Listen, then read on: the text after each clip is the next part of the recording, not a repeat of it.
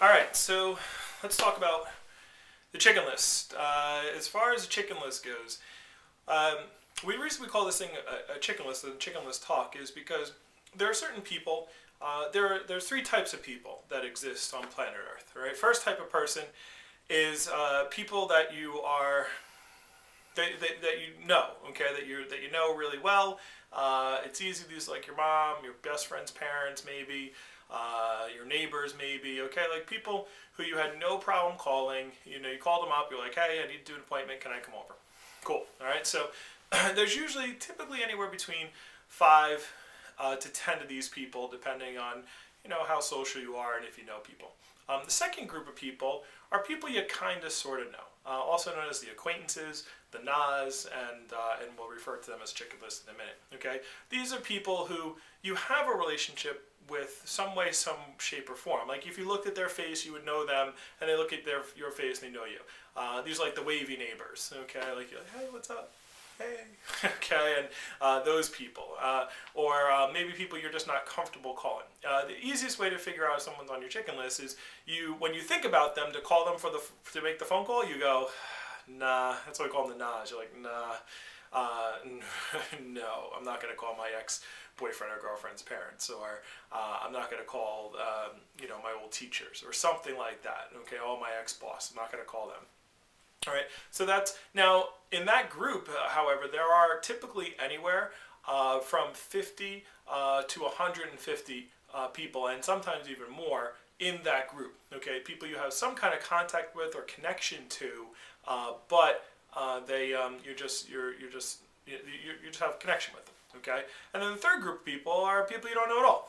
All right, now in America, there's 251 million of those people. All right, and now here's what happens with lots of new reps. New reps always want to go from people they know to people they don't know immediately. Okay, and they want to skip all the nods and the uncomfortable people and go right to those people they don't know. Well, here's why. As management group, we don't want you doing that, and here's why it's in your best interest not to do that. Okay, because understand always, guys, as a company, our goal is to sell a lot of knives. Okay, and so because why? Because it's great for the customers. We sell a great product, and we want people to buy it. All right. Now, why do we want you to see the chicken list? Why do we want you to see those acquaintance people? All right. Well, here's the reason why. And first off, let me explain to you why it's called the chicken list and why you're afraid to call them. Like there's people who are like you haven't talked to in well, here's why you haven't decided to call them yet. Either A, you haven't spoken to them in a long time. Okay, maybe like an old teacher or a best friend's parents or some people from an old list. We'll go through who they are later. So you haven't talked to them in a long time, or you've never spoken to them, like the wavy neighbor, and now you feel weird trying to talk to them to try to sell them knives. Make sense? All right. So now I don't know. I'm doing a video. So how do I know how you feel sitting in a video screen? All right. Well, the reason why is because that's how I felt. That's how everybody feels. Everybody goes through that feeling. It's a normal feeling to go through. Okay. Well, so here's the thing. First of all, let's just clear this up. Who told you have to sell them knives?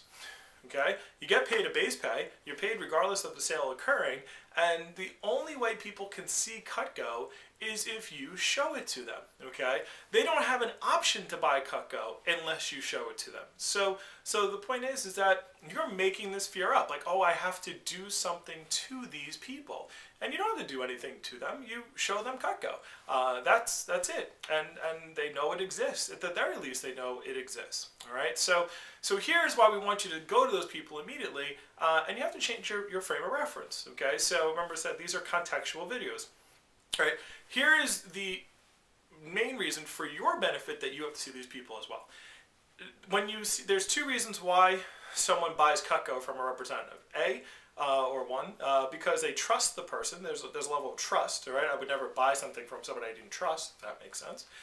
And two, or B, is because of the skill level of the rep. How they're able to communicate, how they're able to explain, how they're able to, to show payment options and all that kind of stuff. All right. So this should be the video you're watching on your second day with our job. So At this point, training, guys, just to understand what training is not designed to turn you into salesperson of the world, all right? You probably didn't spend any time in your training how to deal with customer objections and how to deal with scenarios. What we taught you how to do is here's how you cut rope and here's how you do a basic presentation.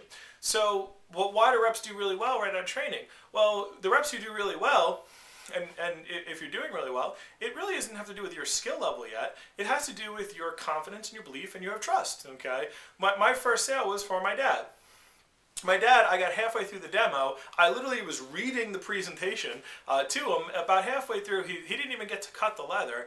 And about halfway through, he was like, look, stop. It was at the butcher knife. He's like, look, I don't want to see it anymore. Okay, the knives are good. You're our son. You're not going anywhere.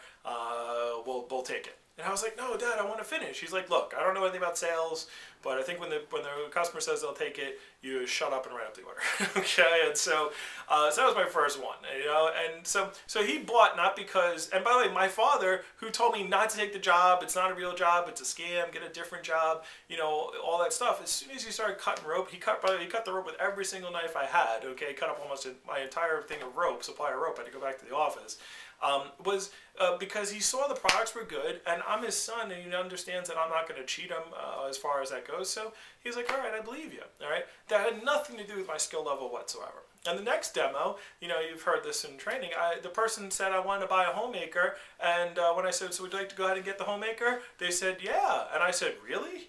Okay, so this is not skill. And managers, we know that your first demos are all wackadoo, all right? You're cutting the rope with the handles, and you do all kinds of crazy stuff, and that's fine. You're doing the best you can.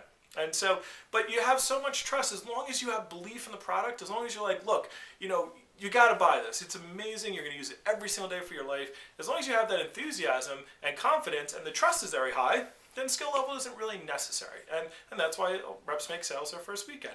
If you haven't seen sales yet your first weekend, I would say, number one, it's because either you're going to demos, seeing if they're going to buy. Like, you're not like saying, hey, you got to get this, it's amazing. You're kind of like, so do you want it?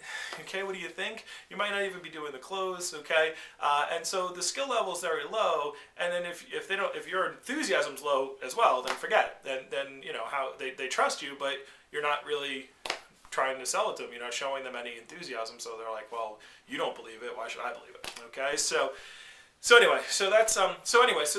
that's the beginning. All right, so trust 100%. People you know really well, 100% trust, really high. Skill level really low.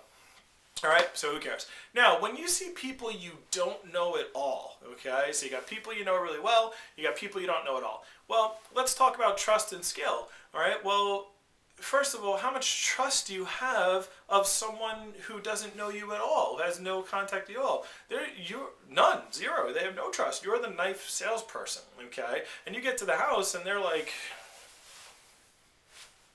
impress me. Okay, well, you can't go to those people, so well, guess how skilled you need to be in order to see those people? Yeah, 100%, okay? You can't go into people you don't know in their homes and not have your clothes memorized and your recommendation approach memorized and know how to do a good demo. Like, you got to know all that stuff, and you got to be good at it. And if you're watching this video right now, it's probably day 2. You've been here for 2 days. You haven't done all that stuff yet. If you have, by the way, hey, more power to you, okay? Memorize your clothes and recommendation and get all that stuff. But you got to build up more skill. You got to do more demos. So the transition from people you know really well to people you don't know at all is the chicken list, is the people you kind of sort of know.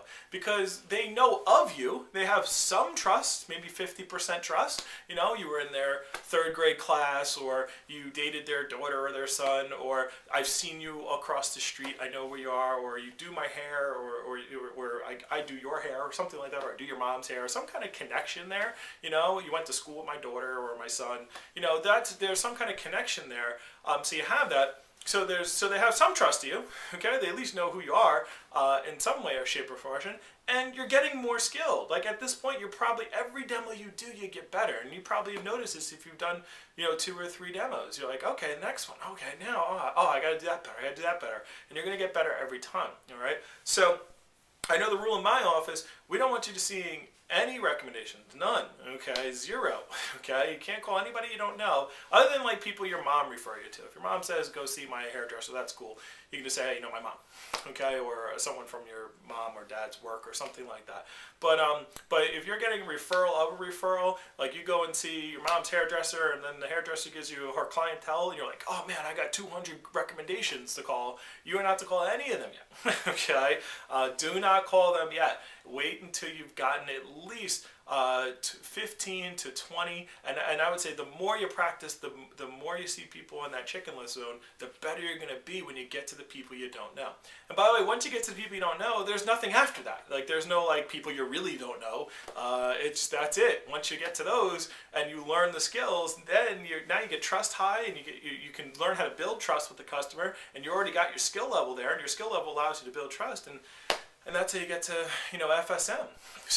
So be patient, get the recommendations, and the last thing I'll say about the recommendations that you're going to get, like, because you might have got a really juicy one. Like, let's say you went to see your next door neighbor, and they said, oh my God, my sister will buy all this from you, okay? She's been looking into Henkel's or Wusthof. She's thinking about buying it. She just told me the other day she wants to spend about $2,000-3,000 on knives, and you got to go see her. Well, you might be tempted to go see her right away, but again, if you haven't done enough demos, you're going to miss out, because your skill level isn't high enough to make that person spend the money, and therefore and you lose it out. Could you imagine if I took your really good recommendations and then just burn them?